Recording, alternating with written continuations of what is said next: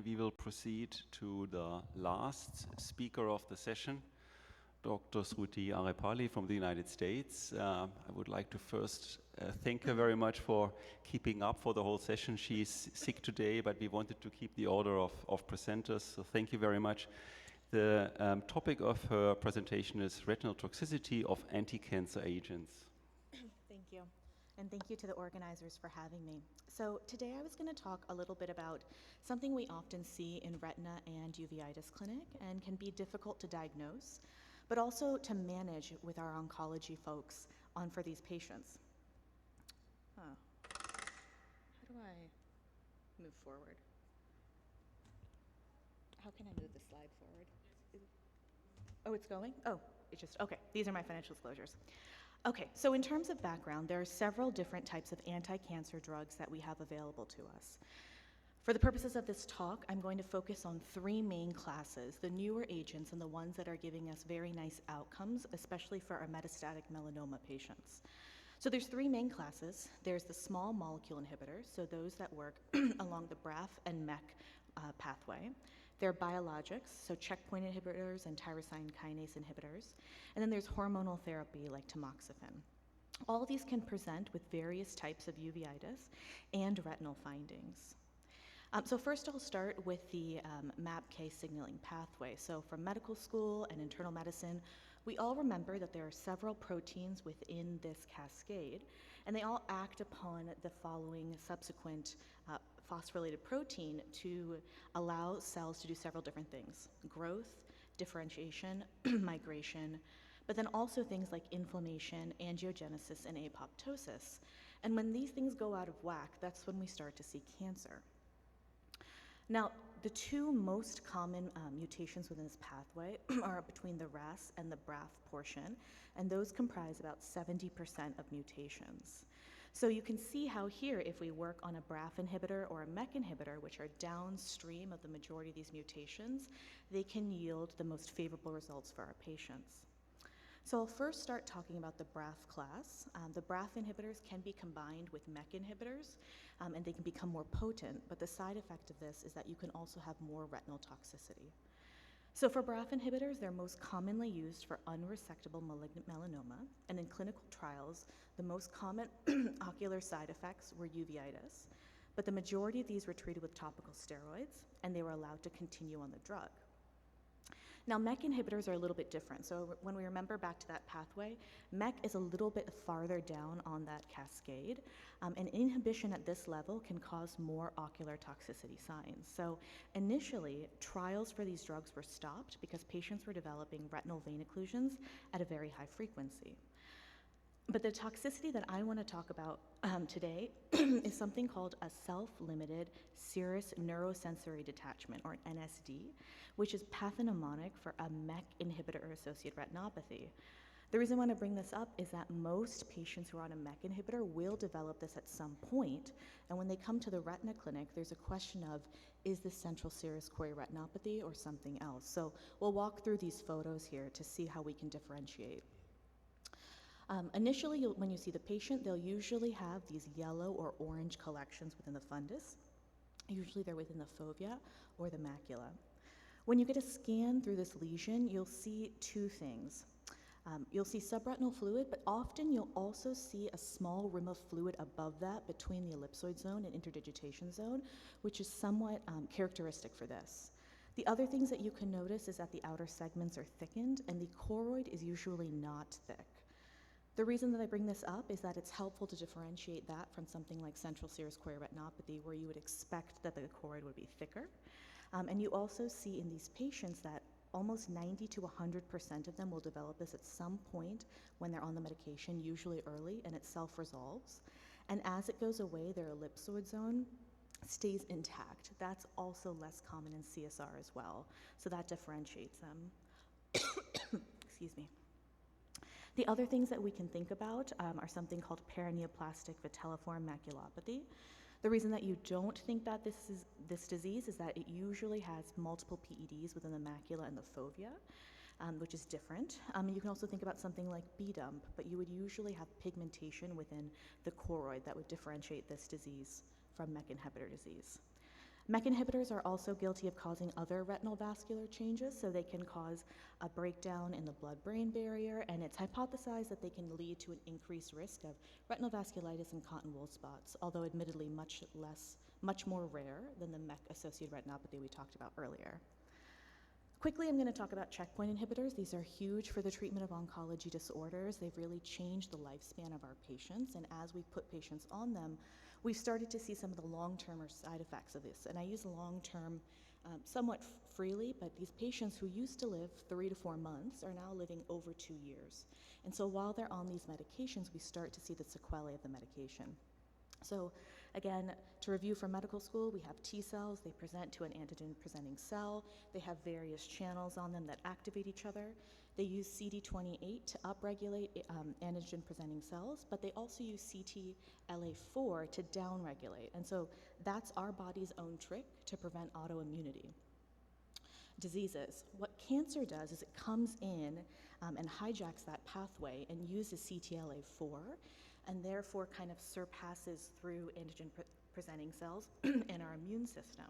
Similarly, there are other cells within our system that cancer has learned to navigate, including the PD-1 and PD-L1 receptors as well. So checkpoint inhibitors come in because then they block this process. So they act on one of those 3 channels that I just talked about. Checkpoint inhibitors are guilty of causing much more inflammation than our MEK inhibitors. Typically, when we think of checkpoint inhibitors, you think of all types of uveitis. You can get anterior uveitis, posterior uveitis, you can get VKH, and orbital inflammation as well. The tricky thing about this is you're now between a rock and a hard place because your patient has really terrible uveitis, but they're on a life-saving medication.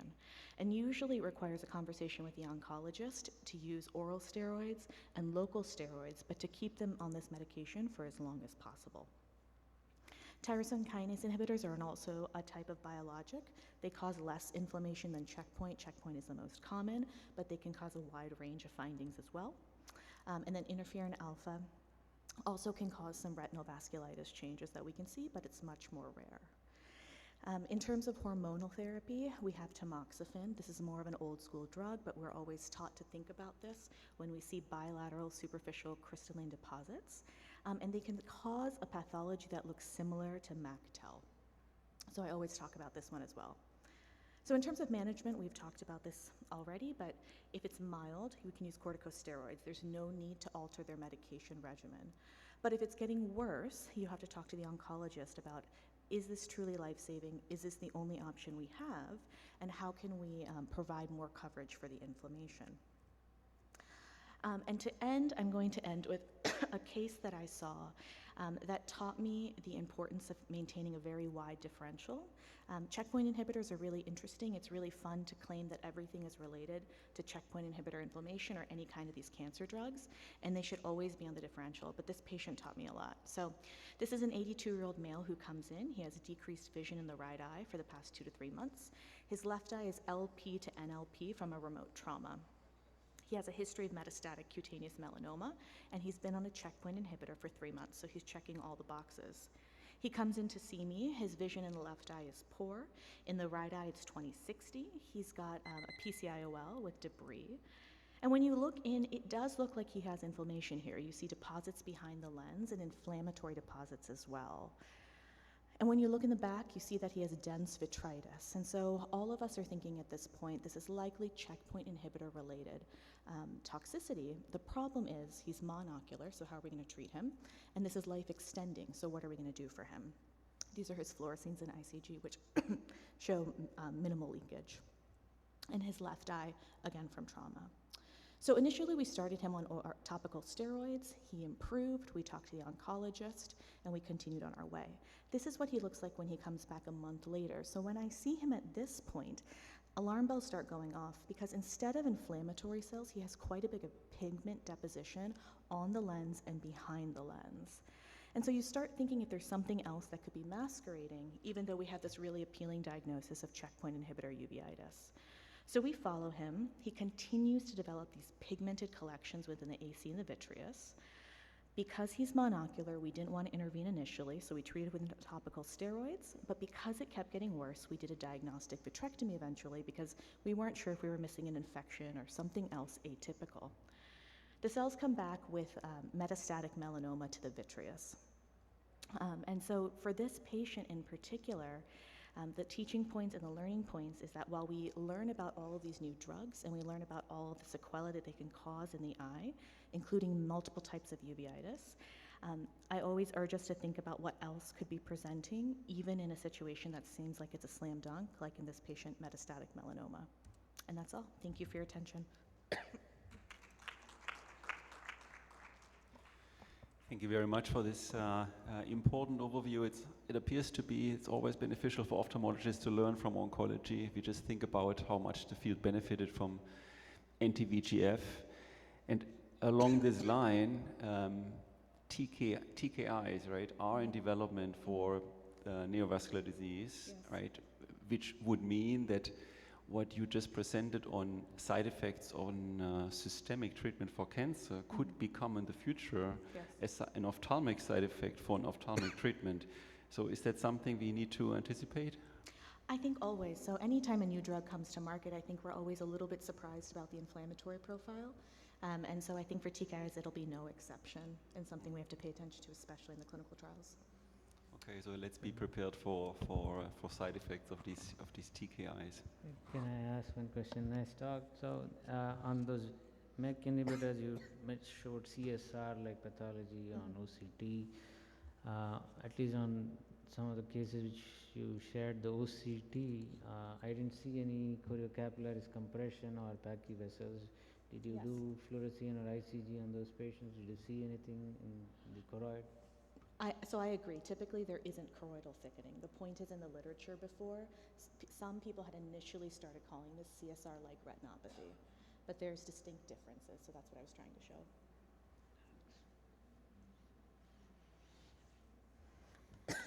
There's one more question over here, yeah?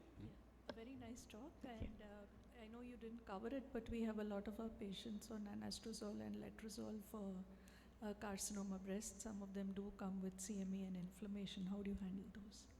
Same principle. So usually the goal is to keep them on whatever life-saving or life-altering treatment they're on. So for CME, we'll start simple with drops and move to injectables.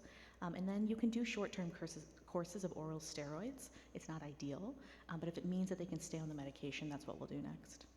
And another one on patients with CML and diabetic retinopathy. We know imatinib can cause, worsening of, it can cause neovascularization, it can cause ischemia. Does it influence diabetic retinopathy as well? That's a great question. I don't actually know the answer to that. That's a very fascinating question.